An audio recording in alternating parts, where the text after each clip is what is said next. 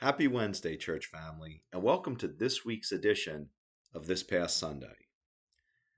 Now, this past Sunday, our focus was on 1 Timothy chapter 2, verses 1 through 7. In these verses, Paul builds upon the truths that he established for Timothy in chapter 1. Paul challenges Timothy then to pray and give thanksgiving for all, even those that Timothy may not like or who may bother him. And Paul sets the bar extremely high here. Paul sets the bar at giving prayer and thanksgiving even for those who would wish to do him harm. Now, he does this because Paul has rightly identified that it is God's desire that all would be saved and come into knowledge of the truth. But what truth? Well, as Paul directs us, we need to go back to the Gospels. Now, last week we saw that Paul seems to be focusing on the Gospel of John,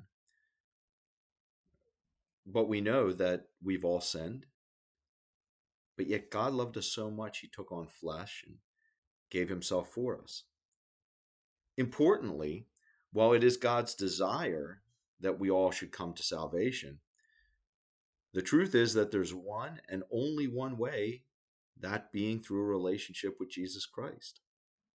And Paul emotionally concludes that this is his purpose, this is our purpose. To one, come into a walk and a relationship with Jesus Christ ourselves, and then also to help other folks come into their walk and their relationship with Jesus. Now this week, we'll be in 1 Timothy chapter 6, verse 6 through 19. And in these verses, Paul continues his instructions to Timothy by addressing the issue of wealth. If you remember, Ephesus is a center of trade.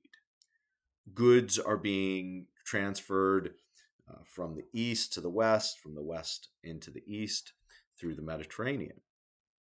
And it's an extremely wealthy city with many businesses.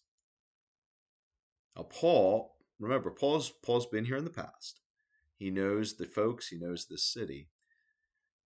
And he also recognizes that it's easy to fall into the trap of finding our value in our stuff, of grounding our identity and our value in our finances, in our accolades, maybe in the way that others view us, allowing others to tell us what value we have. Now, Paul says to avoid this. And I love the language he used. Paul says, because it very well may cause us to be pierced by many griefs. It may lead to ruin and to self-destruction. Putting our hope in the temporary. We could say, falling into the trap of having the stuff that we own end up owning us. Instead, Paul says we are to ground our identity and our hope in Jesus. And in doing so, we take hold of eternal life. Now, Paul's going to expand upon that and give other directions for Timothy and lessons that Timothy is to pass on. But we'll talk about those this next Sunday. I look forward to seeing you all then. And until then, God bless.